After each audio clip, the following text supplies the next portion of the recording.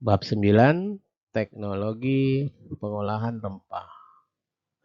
Ekstraksi rempah. Oke, jadi pada materi ini akan terdiri dari bagian pertama, penyulingan minyak atsiri. Kemudian kita masuk ekstraksi rempah berupa ekstraksi oleh resin. Kemudian yang ketiga, kita coba mengetengahkan beberapa teknologi terbaru atau teknologi update lah katakannya. Teknologi update yang terkait dengan ekstraksi rempah.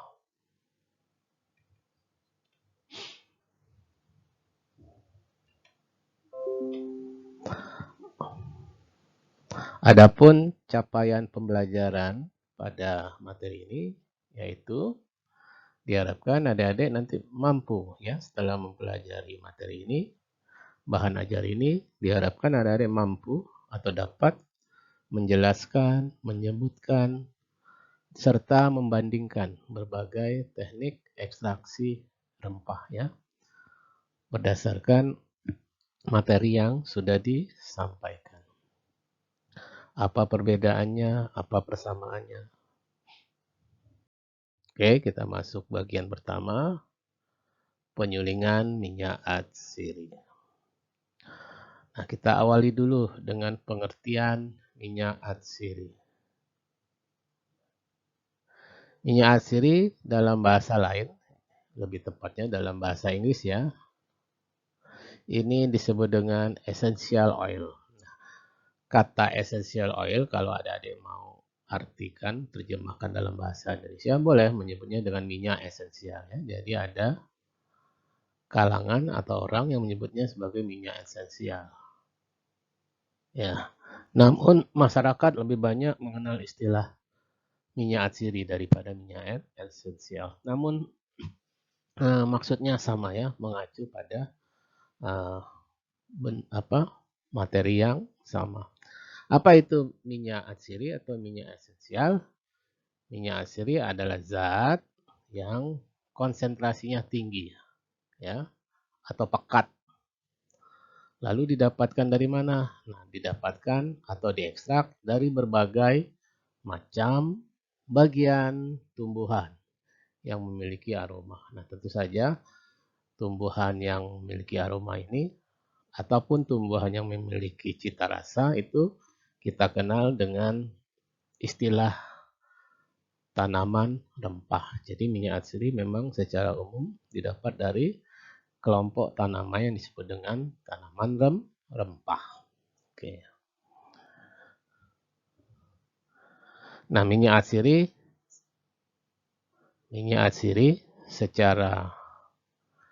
secara biokimiawi itu sebenarnya merupakan produk metabolit sekunder. Nah, kalau kita kembali pada konsep biokimia, adik-adik harus ingat bahwa yang dimaksud dengan metabolit ya, metabolit ini adalah senyawa yang terlibat dalam proses metabolisme.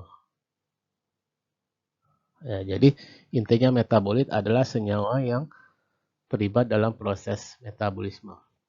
Umumnya metabolit ini adalah merupakan senyawa hasil atau produk dari metabolisme. Nah, senyawa yang merupakan hasil atau produk dari metabolisme ini dikategorikan menjadi dua, yaitu metabolit primer dan metabolit sekunder. Nah, lalu minyak atsiri masuk dalam kelompok apa? Masuk yang sekunder, adik. Mungkin adik-adik masih ingat bahwa yang membedakan antara metabolit primer dan sekunder adalah kalau primer ini dihasilkan dalam jumlah yang cukup besar ya. Jadi produk metabolisme yang dihasilkan dalam jumlah yang cukup besar. Seperti apa contohnya? Karbohidrat, protein, lipid. Nah, itu kan dihasilkan dalam jumlah yang cukup besar. Sedangkan sekunder yaitu produk metabolit yang dihasilkan dalam jumlah yang kecil atau sangat kecil. Contohnya apa? Ya contohnya vitamin, hormon, dan ini contohnya minyak atsiri. Dan tidak semua tanaman menghasilkan minyak atsiri. Jadi hanya kelompok-kelompok tanaman yang kita kenal sebagai tanaman rempah lah yang umumnya menghasilkan minyak atsiri. Dan minyak atsiri itu merupakan produk metabolit sekunder dari proses metabolisme tanaman tersebut. Sampai di sini suara saya jelas enggak sampai di adik-adik? Jelas, Pak. Oke, ya nanti. Masih jelas, Pak. Oke, baik saya lanjutkan ya. Jadi ingat, yang pertama minyak atsiri itu konsentrasinya pekat ya, zat yang berkonsentrasi pekat atau tinggi. Kemudian dia diekstrak bisa dari berbagai macam bagian tanaman, yaitu tanaman rempah. Kemudian secara biokimiawi, senyawa minyak atsiri itu ya, nanti di dalam minyak atsiri itu tidak hanya satu senyawa, tetapi beraneka ragam macam senyawa ya, itu campurannya. Jadi secara umum, secara biokimiawi, campuran dari senyawa-senyawa yang beraneka ragam itu secara biokimiawi adalah metabolit sekunder. Kemudian, minyak atsiri adalah zat atau bahan yang sangat kompleks karena dia merupakan campuran yang bisa jumlahnya dari puluhan, bahkan bisa sampai ratusan, bahkan ada ribuannya senyawa yang berbeda. Secara umum atau rata-rata, minyak atsiri itu berisi campuran kurang lebih dari 80 hingga 400-an senyawa kimia. Tentu saja yang dimaksud di sini ada senyawa kimia yang strukturnya sudah diketahui. Ya. Namun selain senyawa kimia yang strukturnya diketahui, ada pula sampai saat ini banyak senyawa-senyawa yang belum diketahui struktur kimianya itu terdapat di dalam minyak atsiri.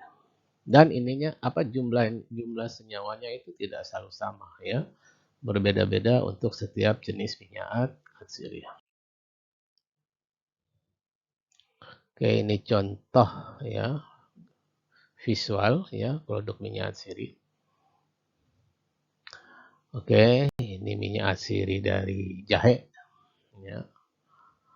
Kemudian ini minyak atsiri dari lada hitam ya. Ini agak kekuning-kuningan ya. Rata-rata memang minyak atsiri itu warnanya kurang lebih ke kuning-kuningan walaupun ada yang warna coklat dan lain sebagainya. Tapi secara umum rata-rata berwarna kuning atau kekuningan. Nah, ini minyak atsiri yang diekstrak dari kulit jeruk ya.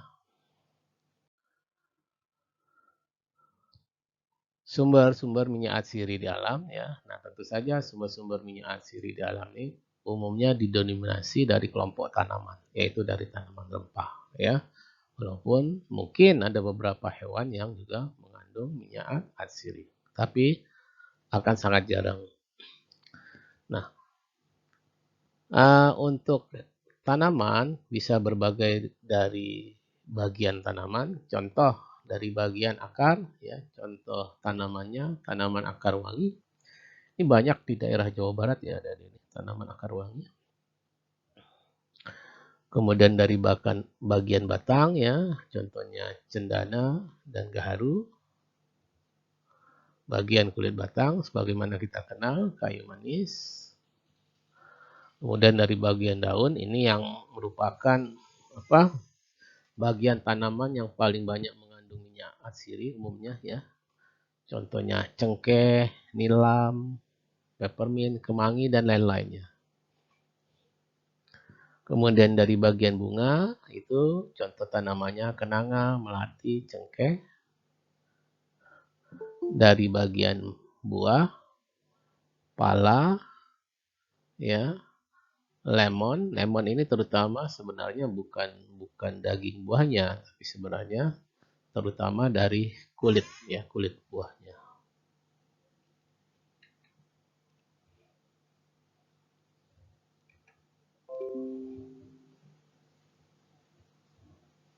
Dari bagian biji ada seledri, biji anggur juga.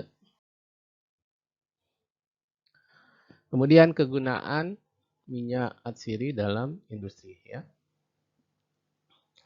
Sebagian besar minyak atsiri dimanfaatkan oleh industri parfum, ya. Tentu saja produknya adalah parfum, ya. Ini contohnya minyak atsiri kenanga, minyak atsiri mawar, minyak atsiri melati. Walaupun teknologi saat ini sudah mampu menghasilkan minyak-minyak dari bunga ini, ya, secara sintetis. Jadi nggak dari tanamannya saja. Walaupun demikian, masih banyak juga industri parfum yang menggunakan sumber-sumber minyak atsiri dari alam. Selain parfum, banyak pula industri obat-obatan, ya, yang memanfaatkan minyak atsiri, ya, sebagai bahan baku obat, ya. Contoh cengkeh, kayu putih, anise, dan lain-lain. Nah, untuk cengkeh ini biasanya diekstrak lebih lanjut menjadi suatu senyawa yang disebut dengan eugenol. Nah, barulah eugenol ini digunakan sebagai bahan baku atau campuran pembuatan obat-obat tertentu. Nah, tentu saja dimanfaatkan. Nah, ini yang terbanyak, ya, dimanfaatkan oleh industri bumbu, ya, atau rempah makanan. Dan sebagian ada industri pewarna, ya. Contohnya turmeric. Turmeric ini kunyit. Fungsi minyak atsiri. Nah, sebagaimana adik-adik ketahui dan sudah saya sampaikan bahwa secara umum rempah, apakah itu rempah yang masih segar, apakah rempah yang kering, ya, atau rempah yang sudah diolah, bahkan rempah-rempah hasil ekstraksi itu memiliki banyak aktivitas atau peran fungsional, ya, sebagaimana yang sudah saya paparkan minggu lalu.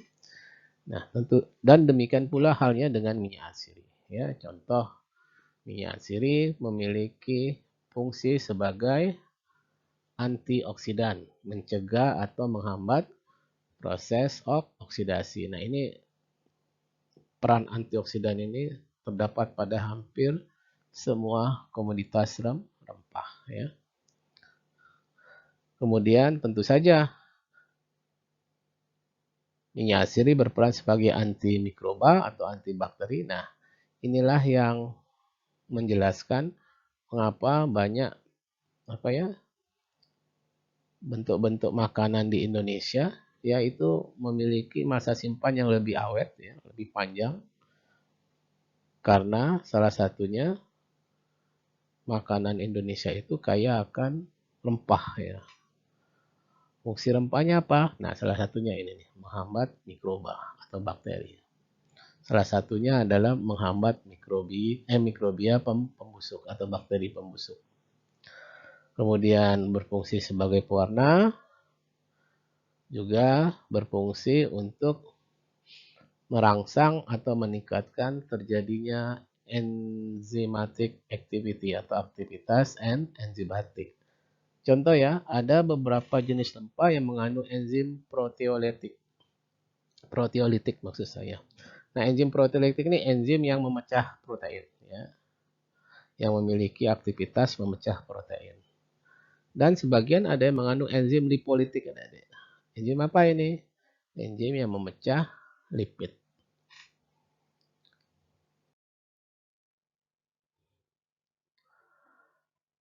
Nah, secara kualitas, ya, minyak atsiri itu ditinjau dari berbagai aspek atau kriteria.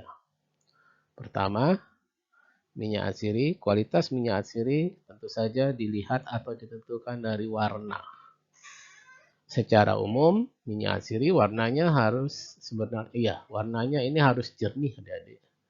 Boleh berwarna apa saja, tapi intinya dia jernih dan tentu saja bersih. Kalau tidak bersih atau katakanlah suram, itu menandakan bahwa di dalamnya masih cukup tinggi kandungan airnya. Karena ada juga proses penyulingan minyak asiri yang menggunakan teknik destilasi air, ya. Sehingga ini air ini biasanya memang merupakan zat pengotor yang bisa saja masih terdapat dalam minyak asiri. Kemudian kualitas juga ditinjau dari aroma atau bau, dan tentu saja aroma atau bau ini harus kurang lebih sama dengan asal tanamannya, ya. Kalau minyak asiri lada, ya baunya harus lada. Kalau minyak jahe atau ginger oil, ya baunya atau aromanya harus aroma ginger atau aroma jahe, ya. Kemudian secara fisik juga bisa dinilai dari relative density atau kerapatan atau densitas relatif. Ini secara fisik bisa diukur. Dan setiap minyak asiri itu memiliki nilai relative density tertentu. Kemudian juga dinilai dari refractive density, ya. Indeks bias, ya. Kemudian dari rotasi optik. Rotasi optik ini adalah besar sudut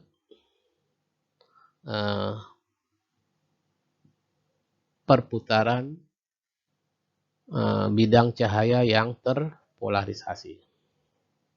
Nah, setiap jenis minyak asiri itu memiliki nilai rotasi optik tertentu. Kemudian tentu saja secara kimia, ya, minyak asiri itu memiliki nilai kelarutan tertentu dalam etanol, ya. Dan biasanya berbeda antara satu jenis minyak asiri dengan minyak asiri yang lain dari segi jumlah kelarutannya dalam etanol. Kemudian yang mencirikan kualitas minyak asiri juga adalah kandungan senyawa kimia spesifik yang ada di dalam minyak asiri tertentu. Contoh, ya, kalau minyak cengkeh, ya, ini kualitasnya bisa dilihat dari kandungan senyawa eugenolnya, adik-adik. Ya, jadi kita lakukan analisis kadar eugenol pada minyak cengkeh untuk menilai apakah kualitas minyak cengkehnya baik atau tidak. Nah, pada minyak yang berbeda juga demikian. Contohnya pada minyak minyak lada. Nah, kandungan spesifiknya yang kita uji adalah piperitnya. Semakin tinggi piperin, semakin bagus kualitas minyak lada. Dan tentu saja pada jenis minyak yang berbeda, biasanya kandungan senyawa spesifiknya berbeda. Walaupun ada jenis-jenis minyak yang memiliki kandungan spesifik yang sama.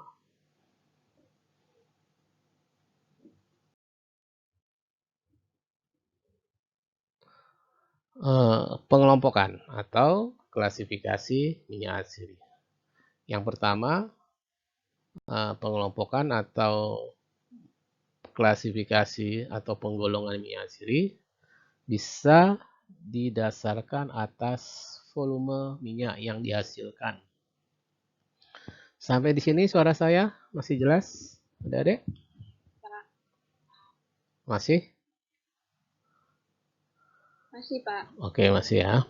Oke, jadi yang pertama, minyak asiri bisa dikelompokkan atau digolong-golongkan berdasarkan volume minyak tersebut dihasilkannya dari tanamannya, dari tanaman rempahnya.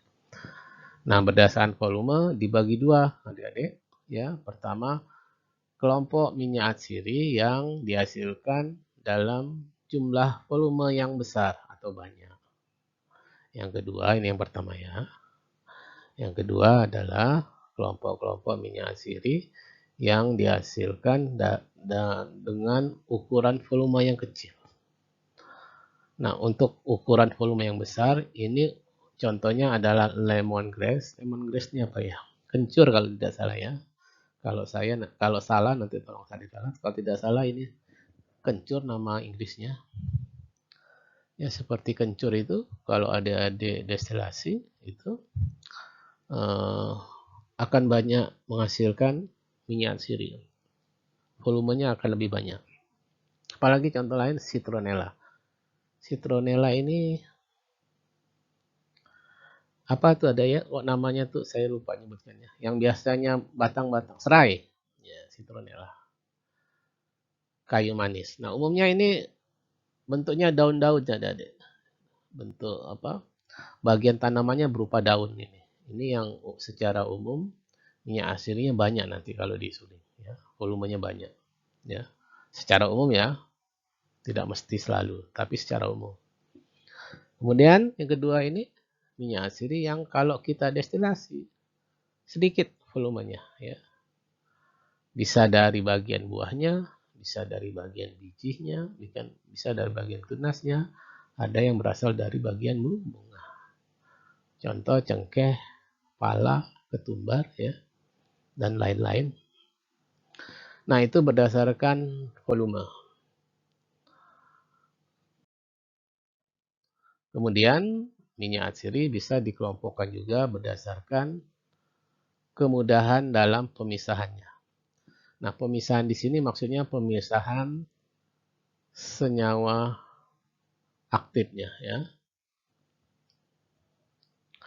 Nah, berdasarkan kemudahan pemisahan senyawa-senyawa aktif yang ada di dalamnya, ini dibagi pula menjadi dua kelompok besar. Ya. Pertama adalah minyak-minyak atsiri yang dapat dengan mudah adik-adik dipisahkan menjadi komponen-komponen atau senyawa-senyawa aktif atau senyawa-senyawa penyusunnya. Jadi ya dengan mudah dengan teknik ekstraksi sederhana, dengan teknik pemisahan sederhana, ya, dia sudah bisa diurai-uraikan atau dipisah-pisahkan senyawa atau komponen penyusunnya. Contoh minyak serai, ya, citronella oil, minyak cengkeh, ya, clove oil, minyak ini mungkin minyak peppermint, ya, mungkin salah tulis, dan minyak turpentine. Nah, ini adalah kelompok-kelompok minyak atsiri yang mudah dipisah-pisahkan komponen atau senyawa kimia penyusunnya atau senyawa aktifnya.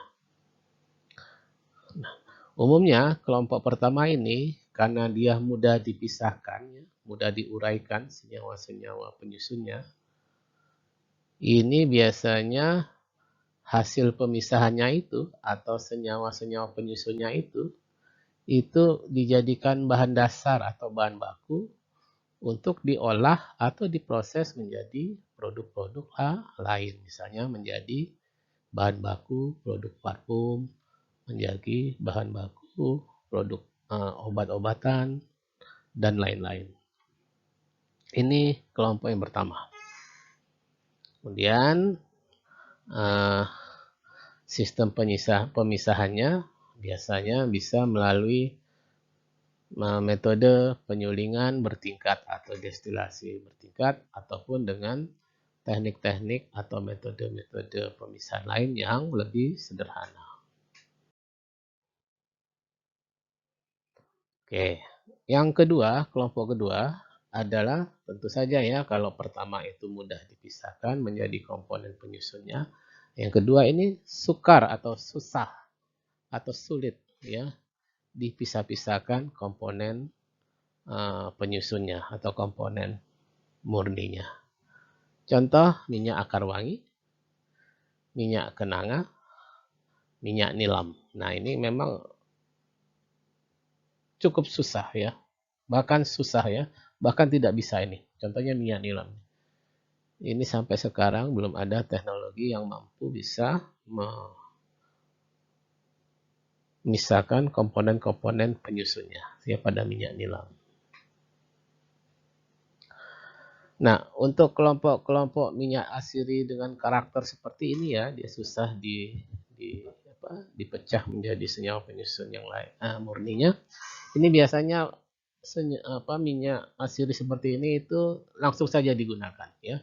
Setelah dia disuling, ya, kemudian dimurnikan, ya, dibuang pengotornya. Maksudnya di sini dimurnikan, dibuang pengotornya seperti air dan lain-lain. Itu biasanya tidak lagi didestilasi bertingkat atau dipisah-pisahkan, tapi biasanya langsung digunakan ya untuk produksi bahan-bahan yang lain.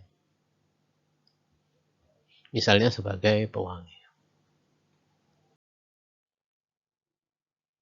Nah, bagaimana dengan keberadaan minyak atsiri yang ada di Indonesia? Nah, Indonesia dari zaman dahulu kan sudah dikenal itu sebagai negara penghasil rempah ya. Tentu saja dari segi minyak atsirinya Indonesia merupakan negara yang sangat potensial untuk menghasilkan minyak atsiri karena memang dari segi bahan bakunya sudah melimpah di Indonesia.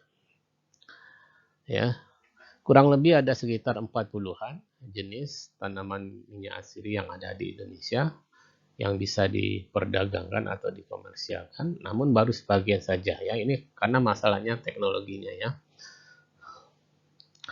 Minyak atsiri yang umumnya diproduksi di Indonesia ya, umumnya dari tanaman sirih, kenanga, jahe, ini banyak di daerah Jawa, kenanga, jahe. Cengkeh ini di daerah Indonesia Timur ya, di daerah Maluku Utara itu cengkeh. Nilam ini banyak di Aceh, kalau tidak salah, Aceh dan Jawa Timur. Kayu putih ini daerah Maluku, kayu manis ini daerah Sumatera Barat, dan pala. Ya, pala ini daerah Indonesia Timur juga ya. Cengkeh dan Maluku dan Maluku Utara. Saya pernah ke Ambon ya, kurang lebih sekitar tahun 2013 ya, ada seminar internasional di sana. Itu memang kami dibawa tur ya keliling pulau Ambon ya, daerah Maluku itu. Memang rata-rata hampir setiap halamannya itu ini ada tanaman kayu putih ya. Di Ambon sana itu ya. Jadi memang wajar ya. Kayu putih itu memang banyak dihasilkan dari daerah Maluku karena hampir rata-rata penduduknya itu halamannya itu ada tanaman kayu putih ya. Kemudian ada tanaman pala juga banyak. Udah lama ya, dari 2013 ya.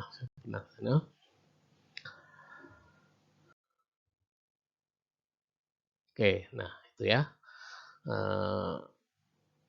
penjelasan mengenai pengertian minyak atsiri, kemudian fungsinya, manfaatnya, sumber-sumber minyak atsiri yang potensial di Indonesia. Kemudian kita masuk ke bagian teknologi pengolahan ya, atau produksi minyak atsiri. Nah, tentu saja kita untuk mendapatkan minyak atsiri tidak serta-merta ya langsung ya. Tentu saja kita mulai dulu dari proses yang pertama ya, proses pemanenan tanaman yang akan diproduksi minyak atsirinya. Nah, tentu saja pada aspek pemanenan ini adik-adik harus melakukan proses pemanenan pada waktu yang tepat ya. Jadi tidak sembarangan waktu panen tanaman untuk mendapatkan minyak atsiri, dan waktu panennya tentu saja berbeda-beda untuk setiap komoditas tanaman. Dan yang terpenting lagi cara panennya, cara penanganannya, post harvestnya ya, pasca panennya. Ini sangat menentukan, nanti akan sangat berpengaruh terhadap kualitas dan kuantitas minyak atsiri.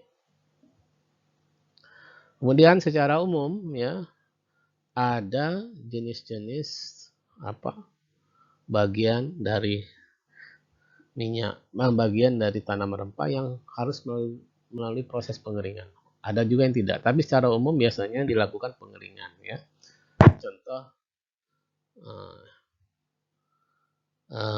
Contoh ya kemarin jahe itu adik-adik ya, itu tidak bisa langsung diekstraksi minyak atsirinya, biasanya harus melalui proses pengeringan dulu dan pengecilan ukuran untuk menurunkan kadar air. Daun kayu putih itu juga ya, tidak serta-merta dalam bentuk segar dia disuling nanti minyaknya, itu biasa dikeringkan. Jadi rata-rata memang dikeringkan ya, fungsinya untuk menurunkan kadar air ini rata-rata ya. Kemudian pengeringan ini umumnya dilakukan secara alami adik-adik, ya. Biasanya tidak menggunakan peralatan ya. Karena memang untuk menghindari terjadinya kehilangan minyak atsiri. Kalau pakai alat itu peluang untuk terjadinya kehilangan tinggi ya. Biasanya dilakukan kering angin lah istilahnya ya. Dilakukan di bawah tempat yang teduh atau sebagian teduh. Jadi tidak langsung di bawah sinar matahari terik ataupun tidak menggunakan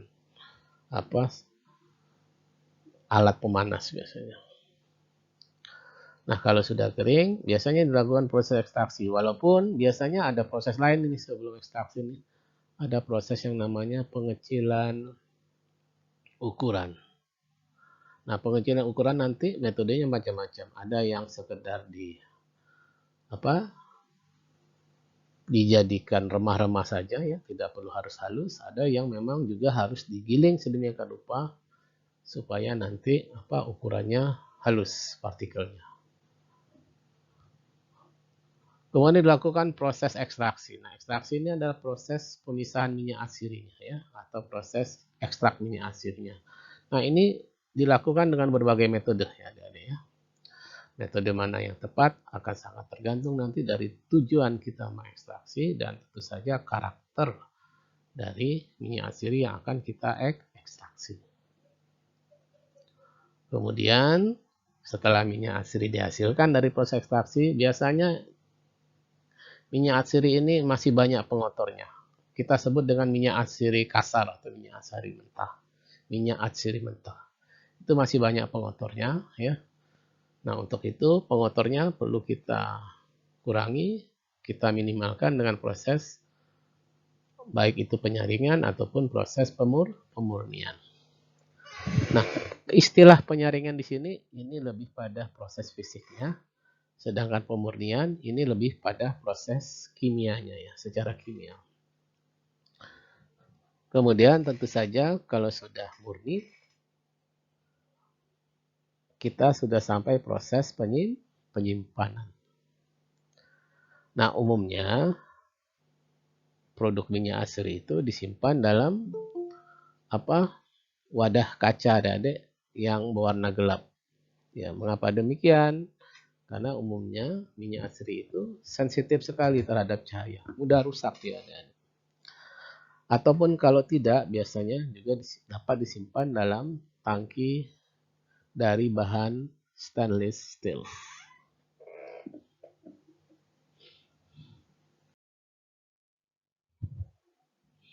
Oke, nah itu proses produksi atau teknologi mengolah atau mendapatkan minyak atsiri.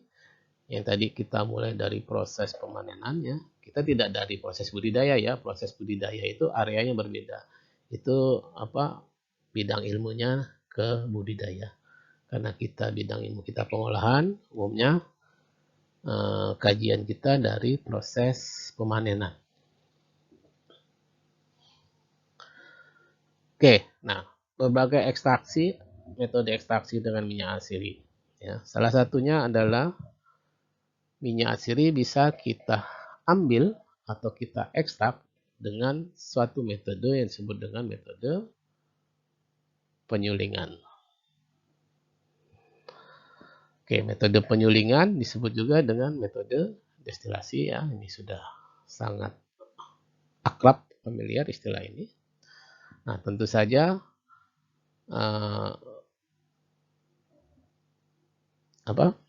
komoditas yang mau kita ekstrak minyak atsirinya itu tentu saja hanya bagian-bagian tertentu saja ya.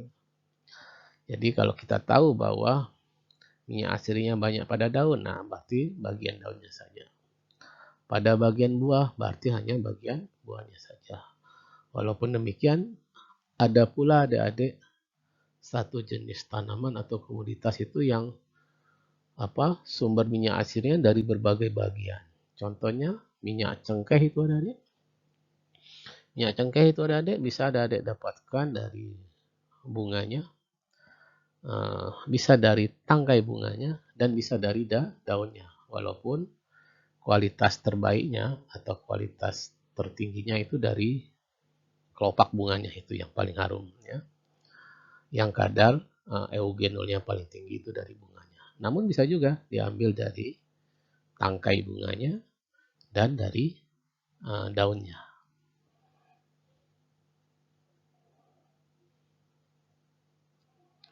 Nah, di dunia komersial atau perdagangan, metode penyulingan atau destilasi minyak asli ini ya, itu dikenal ada 3 cara atau 3 metode. Ya, yaitu penyulingan dengan sistem rebus. Ya. Atau istilahnya water distillation. Yang kedua, penyulingan dengan air dan uap. Water and steam, ya beda ya istilahnya ya. Distillation. Yang ketiga, penyulingan dengan uap langsung atau direct steam distillation. Apa persamaannya, apa perbedaannya nanti kita bahas ya. Tapi pada prinsipnya, metode penyulingan, 3 metode penyulingan ini menggunakan bantuan air ya. Menggunakan bantuan air ya sebagai media transfer panas dan transfer masanya. Oke, kita akan bahas coba satu-satu. Sampai di sini suara saya masih jelas?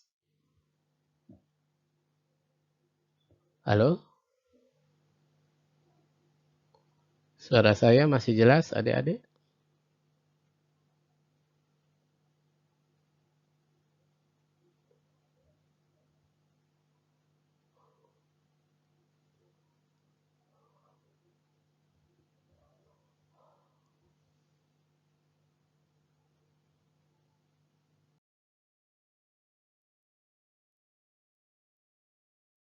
Penyulingan dengan sistem rebus atau istilahnya water distillation.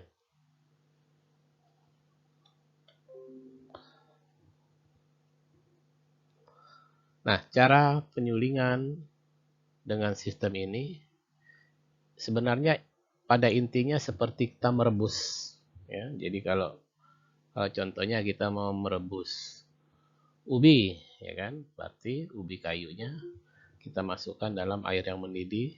Nah, itu kan merebus namanya. Nah, prinsipnya seperti itu. Jadi bahan yang ingin disuling, katakanlah misalnya kita ingin menyuling minyak dari daun kayu putih, berarti daun kayu putihnya langsung direndam di dalam air panas, direbus. Maka ini dikatakan penyulingan dengan sistem rebus. Nah, cara penyulingan dengan sistem ini ya adalah prinsipnya memasukkan bahan baku. Umumnya bahan bakunya sudah dilayukan atau dikeringkan, atau juga bisa dalam bentuk bahan basah ya, kalau memang tidak perlu dikeringkan, ke dalam sebuah kettle atau wadah. Ya contohnya kayak gini. Ya. Yang di mana di dalam kettle itu sudah berisi air yang dipanaskan ya. Jadi apa peristiwanya ya perebusan.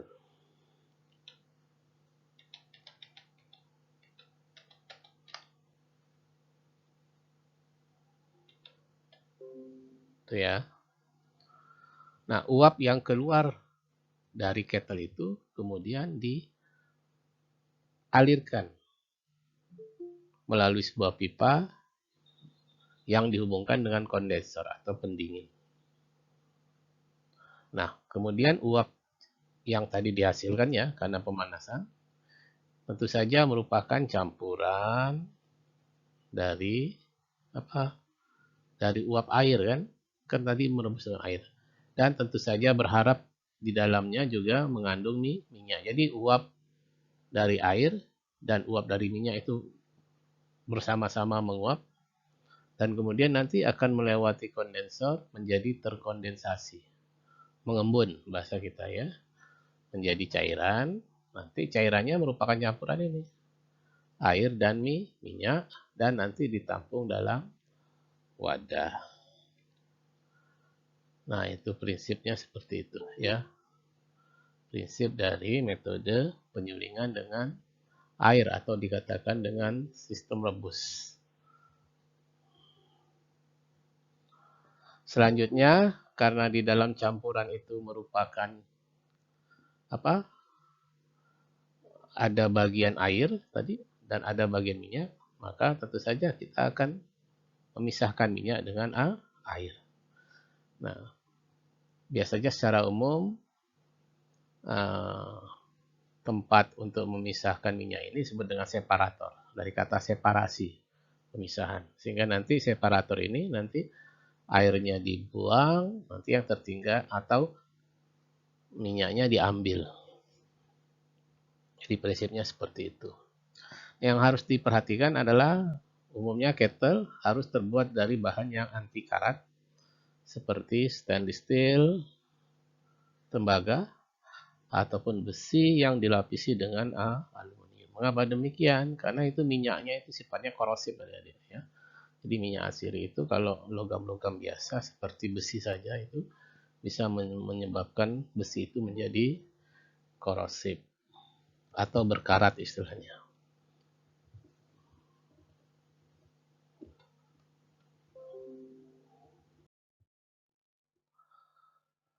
Kemudian yang kedua, metode penyulingan air dan uap atau water and steam distillation. Nah, penyulingan dengan air dan uap ini dikenal juga dengan sistem kukus ya. Nah, jadi prinsipnya seperti kita mengukus. Misalnya mengukus mengukus nasi atau menanak nasi kan. Nasinya berasnya kita tempatkan di atas angsang ya. Angsang itu bagian yang berlubang-lubang itu ya. Kemudian di bagian bawahnya kita isi dengan air. Dan ketika dipanaskan, air akan membentuk uap. Uap inilah yang nanti kontak langsung dengan beras. Nah itu. Kalau kita mengukus nasi atau beras. Nah demikian pula kalau kita mengukus bahan-bahan lain. Nah prinsip yang sama bisa kita gunakan untuk mengambil atau mengekstrak minyak asiri ya dengan sistem kukus ini. Jadi sama prinsipnya. Jadi ini sebenarnya mirip dengan sistem rebus ya, tapi tidak 100% miripnya. Ya, bedanya tentu saja bahwa bahan baku tidak kontak langsung dengan air. Ya, jadi bahan baku tidak langsung bersinggungan atau kontak langsung. Ya. Yang kontaknya itu bukan airnya tapi uapnya. Jadi setelah airnya diuap baru uapnya bersinggungan atau bertemu atau kontak dengan bahan baku. Misalnya tadi contohnya kalau kita mau nyuling, katakanlah mau nyuling jahe, nah nanti berarti uapnya itu yang kontak dengan jahe.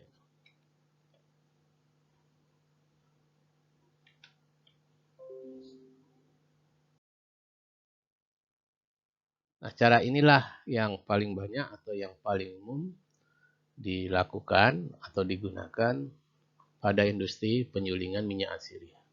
Karena cukup membutuhkan sedikit air ya, jadi tidak seperti sistem rebus yang butuh banyak air ya supaya bahan bakunya terendam sehingga perebusannya menjadi efektif. Tapi bahan ini tidak cukup, tidak banyak membutuhkan air, sekedarnya aja yang penting airnya ada dan bisa menghasilkan uap. Sehingga secara keseluruhan bisa mempersingkat atau memperpendek waktu proses produksi. Nah, kemudian metode kukus ini ada juga yang dilengkapi dengan sistem kohobasi. Apa maksudnya? Jadi yang dimaksud dengan kohobasi itu adalah nanti air kondensat nanti yang keluar dari separator. Tadi sudah saya sampaikan sebelumnya bahwa nanti separator itu ya, jadi wadah atau alat separator ini memisahkan antara minyak dan air. Nah, air dari separator inilah nanti yang dialirkan kembali ke dalam kettle suling Sehingga ini nanti digunakan terus-menerus ya sebagai sumber uap ya. Nah, jadi begitu ya. Jadi tapi ada juga metode kukus yang tidak dilengkapi dengan sistem kohobasi. Tapi ada pula yang dilengkapi dengan sistem kohobasi. Airnya yang dari kondensat itu dialirkan kembali ke dalam kettle sehingga meminimalkan ya jumlah air yang hilang ya. Tetap ada ya, tetap susut airnya ya, tapi paling tidak sebanyak tanpa sistem kohobasi. Sistem kukus kohobasi ini dikatakan lebih menguntungkan karena prosesnya akan meminimalkan fenomena hidrolisa ya. Berbeda dengan sistem rebus. Kalau sistem rebus tadi ya sebelumnya air itu langsung kontak sama bahannya. Jadi kalau yang namanya sistem rebus itu air ini kan langsung kontak sama bahan ya karena bahannya terendam kan. Sedangkan sistem kukus bahannya tidak terendam dengan air. Nah, ketika bahan ini terendam dalam air ya, itu menyebabkan fenomena yang disebut dengan ini hidrolisa atau hidrolisis. Apa itu hidrolisa atau hidrolisis? Yaitu proses pemecahan suatu senyawa karena dipicu oleh adanya air. Ya sama tadi, kalau bahan baku kita rendam, rebus dalam air mendidih dalam jangka waktu yang lama atau dengan sistem rebus itu, nanti senyawa-senyawa yang ada di dalam bahan, misalnya minyak asiri itu, juga lama-lama akan pecah atau katakanlah rusak. Nah, jadi itu ya, jadi sistem kukus baik yang sebenarnya tanpa kohobasi ataupun dengan yang kohobasi itu sebenarnya kelebihannya atau keuntungannya, keunggulannya itu adalah ini. Proses hidrolasi bisa diminimalkan. Nah, selain proses kohobasi juga bisa meminimalkan proses difusi minyak. Oke. Itu ya keuntungan dari sistem kukus. Namun sebetulnya ada sebuah sistem lagi yang lebih efektif ya dalam meminimalkan proses hidrolisis. Apa itu? Yaitu sistem yang akan kita bahas di berikutnya, yaitu sistem ketiga, yaitu destilasi dengan uap langsung. Nah, ini jauh lebih baik sebenarnya juga dari sistem kukus. Tapi kalau dibandingkan dengan sistem rebus ya, tentu saja sistem kukus baik itu dengan kohobasi ataupun tidak itu jauh lebih unggul ya dibandingkan dengan sistem rebus. Metode penyulingan dengan sistem kukus ini atau dengan metode uap dan air ini mampu menghasilkan uap serta panas yang stabil karena tekanan uapnya konstan. Nah, yang ketiga penyulingan dengan uap langsung atau direct steam distillation. Ada yang mengatakannya cukup steam distillation tanpa istilah direct. Ya sama saja ya. Jadi itu maksudnya mengacu ke metode yang sama. Nah, pada sistem ini bahan baku tentu saja tidak kontak langsung dengan air. Ya, jadi mirip seperti sistem kukus sebenarnya. Ya, lalu apa yang membedakan dengan sistem kukus? Nah, bedanya kalau pada sistem kukus itu bahan dengan air berada di dalam satu wadah yaitu kettle suling walaupun bahan dan airnya tidak kontak langsung. Tapi kalau di sistem uap ini atau sistem uap langsung ini, uap air dan bahan itu tidak berada dalam satu wadah ya. Jadi ada satu wadah lain yang fungsinya menghasilkan uap. Baru uapnya dialirkan menuju ke bahan. Nah, itu bedanya ya. Jadi sebenarnya pada sistem ini ya, uapnya dibuat dulu adik-adik di dalam sebuah tempat atau wadah yang kita sebut dengan boiler. Jadi boiler itu prinsipnya seperti wadah, di dalamnya ya, wadah di dalamnya diisi air, lalu dipanaskan, Kemudian nanti ini dibuat sedemikian rupa, uapnya nanti bisa disalurkan ke kettle suling. Jadi air dan bahan itu tidak berada dalam satu wadah atau satu tempat. Dan tentu saja keunggulannya ini bahwa nanti tekanan uapnya bisa diatur adik-adik, karena boilernya ini kan terpisah ya tempatnya atau wadahnya dengan kettle sulingnya. Ya.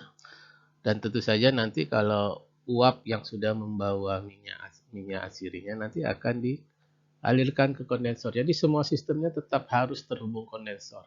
Apakah itu sistem rebus, sistem kukus, dan sistem uap. Tentu saja pada akhirnya dihubungkan dengan kondensor atau pendingin ya untuk mengkondensasikan atau mengembunkan minyak asirinya. Dan tentu saja sekali lagi nanti uap yang mengembun itu selalu berupa campuran. Antara apa? Tentu saja campuran antara minyak dan air yang nanti selanjutnya dipisahkan dengan separator atau pemisah. Penyulingan dengan metode ini, yaitu metode uap langsung ini, umumnya digunakan untuk bahan-bahan baku yang dimana minyak asirinya itu membutuhkan tekanan yang tinggi untuk diekstrak ya. Jadi kalau menggunakan metode kukus dia agak susah ya, memisahkan atau mengeluarkan minyak asirinya, maka bisa digunakan metode ini, metode uap langsung. Nah, biasanya ini digunakan untuk jenis-jenis tanaman tertentu yang tadi saya katakan karakter atau sifatnya minyak asirinya itu susah untuk diekstrak kalau hanya menggunakan tekanan uap yang normal ya. Tapi ketika menggunakan tekanan uap tinggi, baru minyaknya terpisahkan atau keluar dari sel-sel atau jaringan tanaman. Apa itu contohnya? Contohnya ini, gaharu. Gaharu itu susah adik-adik kalau mengambil minyak asirinya tanpa menggunakan metode ini. Kalau hanya dengan metode kukus, ya, apalagi metode rebus, wah bisa-bisa nggak keluar minyaknya. Ya. Tapi dengan metode ini, ya, gaharu akan bisa dipisahkan minyaknya. Contoh lain apa? Cendana ya. Gaharu cendana ini mirip ya. Walaupun aromanya berbeda ya, tapi ini jenis tanam yang dalam kelompok yang sama. Nah ini sistem uap atau sistem uap langsung. Di dalamnya dia punya boiler. Ini boilernya. Jadi semacam kettle juga ya. Tapi di sini isinya hanya air ini. Di dalamnya hanya air ya. Air ini dipanaskan, kemudian nanti akan dialirkan. Ini ada. Dan bisa diatur tekanannya. Tekanannya bisa diatur. Dan tentu saja bahan dasar boiler ini harus kuat karena di sini akan bertekanan tinggi. Dan biasanya dikasih ini pengukur tekanannya, gauge istilahnya ya. Jadi tahu berapa tekanannya di sini dan berapa tekanan nanti yang akan dikeluarkan menuju apa? Nih, menuju kettle suling. Apa itu kettle suling? Kettle suling itu tempat meletakkan atau menyimpan bahan yang akan disuling. Ya. Nah, jadi uapnya nanti masuk sini adik-adik. Ya. Uap ini karena bertekanan tinggi akan masuk ke dalam jaringan tanaman, lalu melepaskan minyak asiri. Sehingga uap air bersama-sama minyak asiri akan keluar. Keluar ya uapnya ini. Ya. Kemudian menuju kondensor. Nah, kalau ini model kondensornya seperti ini ya. Jadi di sini campuran uap air dan minyak akan didinginkan, akan diembunkan. Sehingga nanti menetes masuk ke separator. Ya. Masuk ke separator. Nah, separator pada sistem penyulingan itu prinsipnya sederhana, adik-adik. Hanya mengandalkan perbedaan berat jenis. Ya. Jadi kalau ini wadah separator, ya, nanti karena adanya perbedaan berat jenis antara minyak asiri dan air, dan tentu saja perbedaan karakter polarnya. Air itu lebih polar, jauh lebih polar dibandingkan minyak atsiri, maka menyebabkan air dan minyak atsiri akan berpisah dari. Nah, karena air berat jenisnya lebih berat, lebih besar dibandingkan minyak, maka air akan ada di permukaan bawah dan minyak atsiri ada di permukaan atas. Jadi ini minyak atsirinya nanti adik-adik. Yang ini airnya. Mengapa demikian? Tadi sudah saya katakan, karena secara fisis air itu yang berat jenisnya lebih besar bandingkan minyak atsiri, dan tentu saja antara air dan atsiri itu tidak bisa bergabung karena polaritasnya sangat jauh berbeda. Air itu senyawa yang sangat polar, sedangkan atsiri ini senyawa non-polar. Jadi mirip seperti air sama minyak. Minyak biasa itu, minyak nabati, minyak goreng. Nah, seperti itulah minyak atsiri. Walaupun komposisi minyak atsiri itu jelas tidak sama dengan komposisi atau struktur kimia minyak goreng atau minyak nabati. Tapi karakternya sama secara fisik. Ya, dia berpisah nanti. Nanti baru ini dikeluarkan ya. Ini ada kerannya nanti di sini. Dikeluarkan, baru ditampung dalam wadah. Ya. Nah, jadi itu prinsipnya ya. Jadi dia harus ada boiler untuk menghasilkan uap, ada kettle suling untuk menempatkan bahan supaya bahan bersentuhan dengan uap. Sampai di sini suara saya masih jelas? Masih, Pak. Masih ya. Nanti uapnya keluar. Nah, uap keluar ini campuran antara uap air dan uap minyak atsiri ya. Kemudian mengembun dalam kondensor. Kemudian menetes dia sebagai cairan, tentu saja berupa campuran tadi antara air dan minyak. Kemudian dipisahkan dalam separator. Nah, itu ya. Prinsip dasarnya sangat sederhana. Nah, ini sistem uap langsung. Kalau dalam sistem rebus tidak ada ini boiler ya. Tidak ada boiler dan bahannya langsung direbus, masuk ke sini kasih air ya, direbus. Tapi kalau dalam sistem rebus di sini ada angsang biasanya. Ada angsang ya. Angsang itu sejenis apa ya nyebutnya ya. Permukaan ya. Bidang permukaan nanti berupa lembaran logam yang diisi yang berlubang-lubang. Nah, seperti kita inilah tadi ya masak nasi ya. Nanti uapnya di bagian bawahnya diisi air, menguap, sedangkan di bagian atas angsangnya ini diletakkan bahan. Nah, itu sistem kukus. Nah, kalau sistem rebus ya langsung aja bahannya diletakkan di sini. Oke, demikian. Nah, itu 3 metode penyulingan dengan berbasis air atau hidrodestilasi. Kemudian kita masuk ke alat-alat penyulingan. Untuk mendapatkan produk minyak atsiri yang baik atau berkualitas, tentu saja pada prinsipnya alat yang terlibat dalam proses penyulingan tersebut sifatnya harus lembab atau tidak bereaksi ya terhadap produk minyak. Material biasa yang digunakan gelas atau pirek. Gelas atau pirek ini untuk skala kecil aja, adik, skala laboratorium biasanya ya, untuk penelitian, ya. Skala laboratorium atau untuk skala pengujian. Sedangkan kalau untuk skala besar atau skala industri, menengah sampai industri besar, biasa yang digunakan adalah logam stainless steel.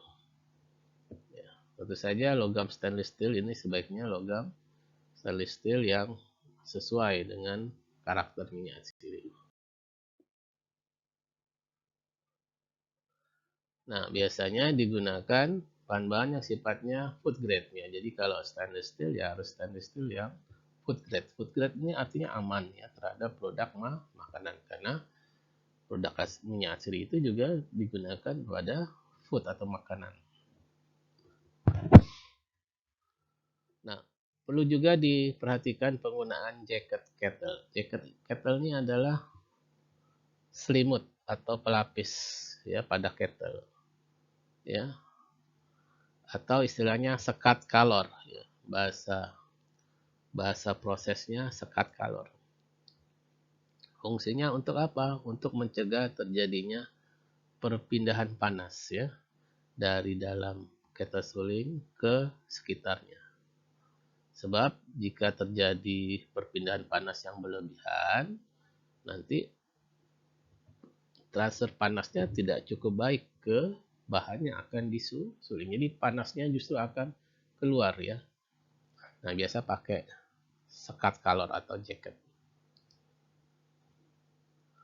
Dan jangan lupa dilengkapi pula dengan tambahan-tambahan berupa sistem kontrolnya ya dan sistem keamanannya, safety-nya. Ya, sistem kontrolnya bisa berupa termometer untuk mengontrol suhu, temperatur, dan bisa berupa manometer untuk mengontrol tekanan untuk melihat ya sejauh mana tekanan yang terbentuk. Serta safety-nya bisa berupa katup pengaman atau safety valves ya. Ini digunakan untuk destilasi yang uap langsung atau yang menggunakan boiler. Nah, untuk apa nih safety valve ini? Safety valve ini biasanya semacam katup yang untuk mengeluarkan uap yang berlebih ya. Jadi ini otomatis kalau uapnya terlalu banyak berlebih, uapnya akan keluar secara otomatis. Untuk apa? Untuk menghindari terjadinya ini kemungkinan terjadinya ledakan ya, karena tekanan tinggi bisa saja boiler itu bisa meledak ya, karena tekanan terlalu tinggi. Nah, biasanya dibuat ini katup pengaman ya.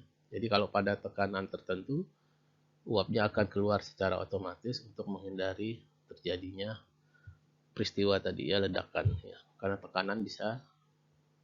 tekanan yang terlalu tinggi juga bisa membuat boiler bisa meledak. Ya, apalagi kalau bahan-bahannya tidak baik ya kualitasnya. Nah, ini contoh yang ada sebenarnya di lab kita ya dengan metode sistem uap dan air atau sistem kukus. Sayangnya tidak bisa digunakan karena berdasar instruksi Bapak teknisi itu ada rembesan yang keluar nih dari bagian. Saya tidak tahu di bagian mana rembesan yang keluar ya. Mungkin juga ada di bagian bawah atau samping, yang nggak tahu. Karena kalau rembesan ini keluar nanti airnya lama-lama habis. Jadi ini diisi air ada deh. Di bagian yang saya tanda ini air. Ini bagian angsangnya nih daerah sini. Berarti bagian bawahnya ada air. Ini ada yang mungkin kan ada yang retak ya, bisa keluar airnya.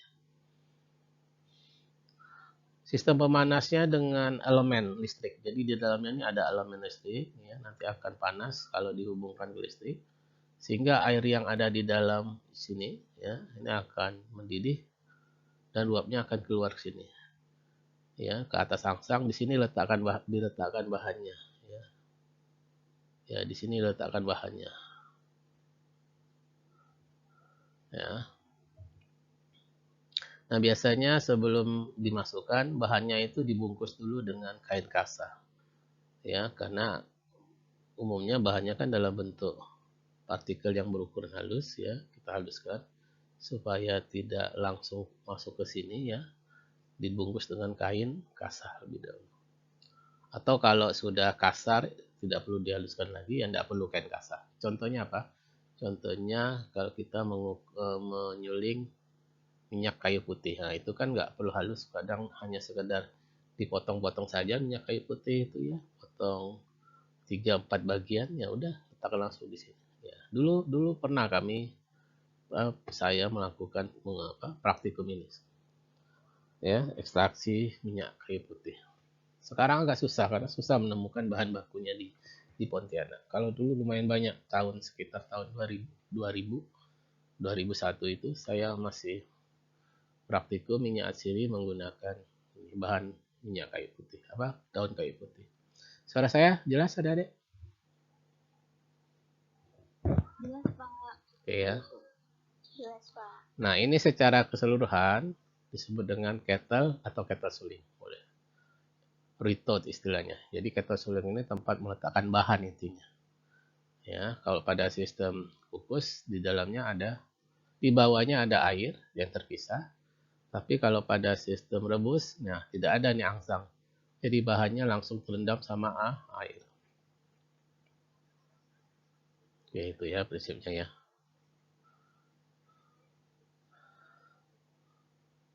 Kemudian ada bagian yang disebut dengan leher angsa atau gooseneck. Nah, gooseneck ini menghubungkan antara apa?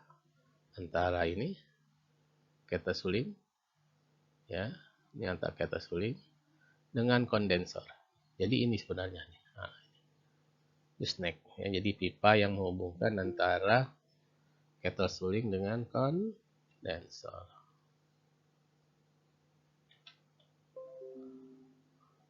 Oke. Dan tentu saja bagian berikutnya adalah kondensor tadi ya. Tadi gooseneck atau leher angsa itu menghubungkan antara kettle suling dan kondensor. Nah, ini bagian kondensornya. Nanti bentuk kondensor dan jenisnya macam-macam ada nih ya. Tergantung dari perancangnya, tergantung dari produsennya yang membuatnya. Nah, kondensor ini dibutuhkan untuk mengembunkan uap air dan minyak yang keluar dari kettle suling tadi ya. Kemudian di sini sebenarnya nanti akan keluar di sini dan kita yang ada di lab kita itu nggak ada separator. Jadi separatornya kita ganti dengan corong pisah ya adik. Jadi separator yang kita gunakan corong pisah. Masih ingat corong pisah bentuknya kayak gimana? Seperti gini. Oh, kurang nih ya. Bentar. Pasti adik udah tahu corong pisah seperti ini. Ya, ini banyak di lab kimia. Ini ada pipa kecil, kasih keran. Nah, ini corong pisah seperti ini ya. Nanti campuran minyak dan air masuk ke sini ya. Keluar dari kondensor ini bagian sini. Kemudian lama-kelamaan akan terbentuklah air dan minyak. Ini airnya, ini minyaknya. Nah, ini kerannya dibuka sedemikian rupa sehingga selama proses penyulingan kondensat ini tidak keluar, tidak meluap pada adik ya. Jadi ini diputar sedemikian rupa, dibiarkan terbuka, nanti ini akan menetes secara perlahan. Yang menetes apa? Yang menetes air saja adik, karena air posisinya selalu di bagian bawah atau selalu di bagian yang ada kerannya ini. Minyaknya nggak akan keluar. Kecuali kita putar ini terlalu lebar, terlalu besar, bisa saja karena tidak balance seimbang antara kondensan yang masuk dan air keluar, bisa saja nanti ujung-ujungnya minyak juga akan ikut keluar. Nah, jadi prinsipnya seperti itu separator. Ya. Jadi prinsip separator seperti itu. Oke. Ya. Jadi di lab kita pakai corong kaca ya, karena pada saat order pemesanan alat tidak langsung dengan ini, tidak ada bagian ininya. Nah, ini contoh yang sederhana yang tersedia di lab kita, walaupun memang tidak bisa digunakan karena ada rembesan. Oke, berikut ekstraksi oleh resin.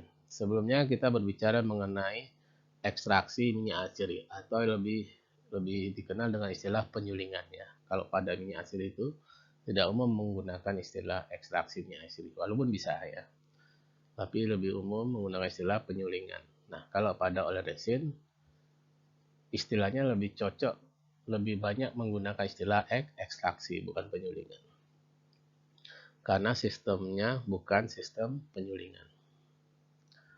Nah, apa itu oleh resin? Nah, di praktikum adik-adik sudah tahu ya, bahkan sudah melihat apa itu oleh resin, rupa dan bentuknya. Jadi oleh resin adalah campurannya yang terdiri dari apa? Dari minyak atsiri ya, dan dari damar atau resin. Jadi komponen oleh resin itu sebenarnya secara garis besarnya itu dua, atsiri atau minyak atsiri dan resin. Makanya disebut dengan oleoresin. Ya.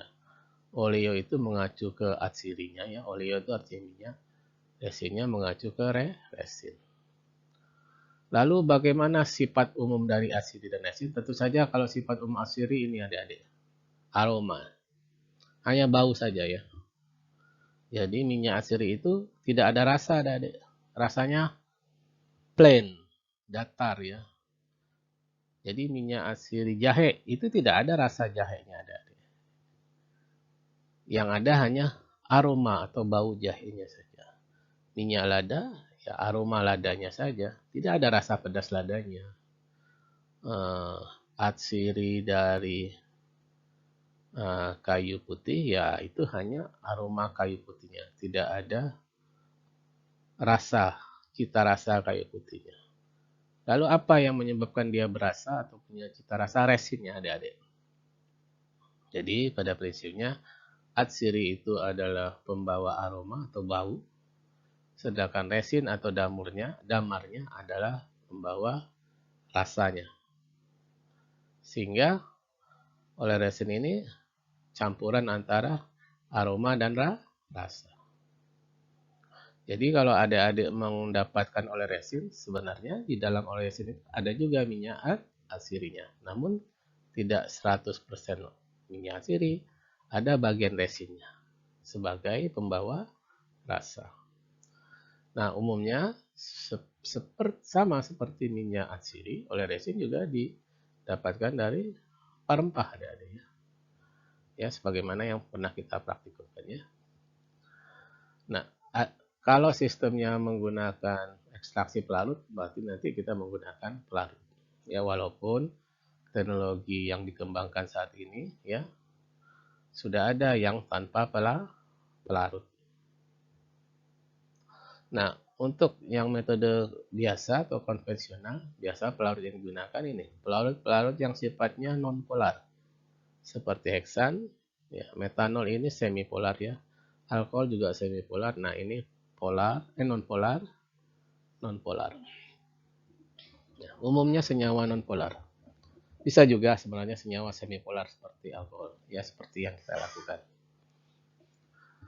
Nah, bentuk rupa oleh resin itu pasta, ya, seperti pasta atau cairan kental, setengah padat atau semi padat, yang karakternya tentu saja membawa rasa dan aroma menyerupai bahan dasarnya atau bahan bakunya. Berarti oleh resin jahe, ya rasanya rasa jahe, aromanya aroma jahe. Kemarin ada adik praktikum oleoresin lada hitam, ya rasanya rasa lada hitam, berarti pedas-pedasnya kayak lada hitam, dan aromanya ya aroma lada. Nah, biasanya resin tadi apa? Bentuk rupanya dia berupa pasta atau cairan kental atau cairan setengah padat atau semi padat. Warnanya secara umum dia hitam adik-adik. Secara umum dia hitam, walaupun ada juga yang coklat biasanya ya. Nah, ini contoh oleh resin dari cabai ini ya. Seperti ini rupa dan warnanya. Ini dari jahe, ginger ya, seperti ini. Sebagaimana adik-adik pernah. Kemarin nggak ada jahe ya. Nah, pengertian oleh resin seringkali dikacaukan atau ditumpang tindihkan dengan minyak asiri.